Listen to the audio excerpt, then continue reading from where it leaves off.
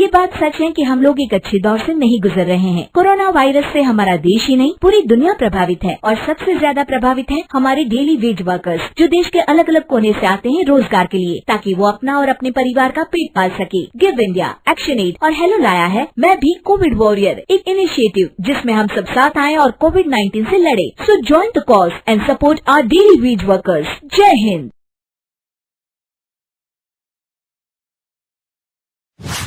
रजनी को बचपन से ही पेंटिंग का बहुत शौक था। वो हमेशा से ही पेंटर बनना चाहती थी, पर उसके माँ और पिताजी ने उसको कभी भी इस चीज के लिए सपोर्ट नहीं किया और उसकी शादी नीरव से हो गई। नीरव रजनी को बहुत प्यार करता था, पर रजनी हमेशा चुपचाप ही रहती। वो इस शादी से खुश नहीं थी। वो ये शादी नहीं करना चाहती थी। उसे तो हमेशा से पेंटर जो बनना था। अपने इस सपने को वो नहीं पूरा कर पाई, इसलिए वो हमेशा उदास रहती थी। रजनी, बहुत ही बढ़िया फिल्म लगी है, कल देखने चले? नहीं जी, कल मुझे बहुत काम है, मैं नहीं जा पाऊंगी। अच्छा तो कोई बात नहीं, संडे को चलते हैं। देखिए, मुझे फिल्म देखना पसंद नहीं है। आपको जाना है तो चले जाइए।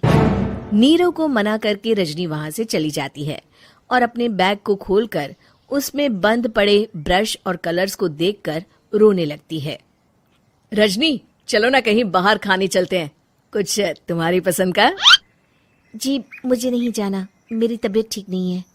रजनी वहां से चली जाती है। नीरव को समझ नहीं आता कि रजनी उससे इतना दूर क्यों रहती है। वो जब भी उसके साथ वक्त बिताना चाहता है, रजनी कोई ना कोई बहाना बना देती है। एक दिन घर पर कोई नहीं था। रजनी घर का सारा काम जल्दी से खत्म कर लेती है।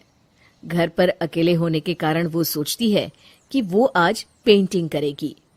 वो अपने कमरे में जाकर पेंट ब्रशेस और कलर्स निकालकर जैसे ही कलर मिक्स कर रही होती है कि दरवाजे पर बेल बज जाती है। अब कौन आ गया इस वक्त? इतनी मुश्किल से तो मुझे पेंट करने का मौका मिला है।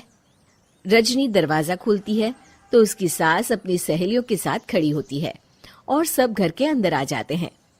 अरे बहू, सबको शरबत बनाकर पिला दे, बाहर तो बड़ी गर्मी है। उफ। जी। रजनी पेंट ना कर पाने से उदास हो जाती है। उसे गुस्सा भी आ रहा होता है कि उसने इस शादी के लिए हाँ क्यों कह दी। वो रसोई में जा रही होती है कि उसकी सास उसे रोकती है।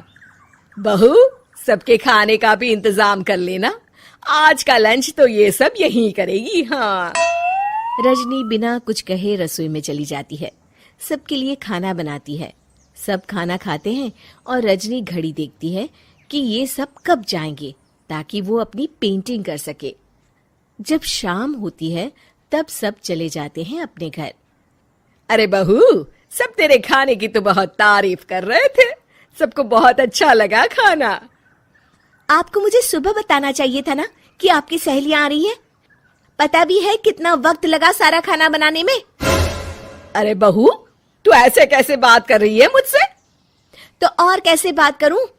मैं इस घर की कोई नौकरानी नहीं हूं कि इतना काम करूंगी। रजनी अपने कमरे में जाकर दरवाजा बंद कर लेती है। शाम को जब नीरव आता है तो उसकी माँ उसे पूरी घटना के बारे में बताती है। क्या रजनी ने आपसे इस तरह बात की माँ? हाँ, और पता नहीं उसे क्या हो गया है, शाम से बाहर भी नहीं आई है। मैंने तो कई बार आवाज दी, खाना भी नहीं खाया उसने। तू ही बात करके देख ले बेटा। नीरव अपने कमरे का दरवाजा खटखटाता है। रजनी, दरवाजा खोलो, मैं हूं। रजनी दरवाजा खोलती है और फिर वापस जाकर अपने बिस्तर पर लेट जाती है। रजनी, माँ से बात करने का ये क्या तरीका है? मैंने कोई गलत बात नहीं की है। अरे तुम क्यों ऐसे बर्ताव कर रही हो सबके साथ? क्या तुम इस शादी से खुश नहीं हो? रजनी कुछ नहीं बोलती। अरे बताओ मुझे रजनी, क्या ये शादी तुम्हारी मर्जी के खिलाफ हुई है? हाँ, मैं ये शादी कभी नहीं करना चाहती थी। तुमसे क्या, मैं किसी से भी शादी नहीं करना चाहती थी। रजनी रोने लगती है। चुप हो जाओ रजनी, बताओ मुझे, तुम क्यों नहीं करना चाहती थी शादी? रजनी बेड के नीचे से अपने पेंटिंग्स, कलर्स, ब्रश, पेपर्स निकालती है। इतने में उसकी सास भी कमरे में आ जाती है। ये देख रहे हो, ये थे मेरे सपने। मैं पेंटर बनना चाहती थी, पर माँ पापा ने कभी सपोर्ट नहीं किया और मेरी शादी करवा दी। मेरे सारे सपने टूट गए। हर वक्त बस गुस्सा आता रहता है मुझे। मैं जानती हूँ कि आप लोगों की इसमें कोई गलती नहीं है, पर मैं क्या करूं, मुझे समझ में नहीं आता।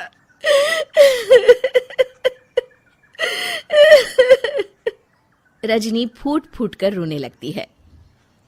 मुझे माफ कर दीजिए, आप दोनों के साथ मैं बहुत बुरा बर्ताव कर रही हूँ। अरे रजनी बेटा, चुप हो जाओ तुम। नीरव पानी लेकर आता है। ये लो पानी पियो और शांत हो जाओ। रजनी पानी पीती है और उसकी सास पेंटिंग्स देख रही होती है। अरे नीरव, हमें तो पता ही नहीं था कि हमारी बहू कलाकार है। अरे कितनी अच्छी पेंटिंग्स बनाई है, देखो तो। ये वाली तो मैं अपने कमरे में ले जाऊंगी।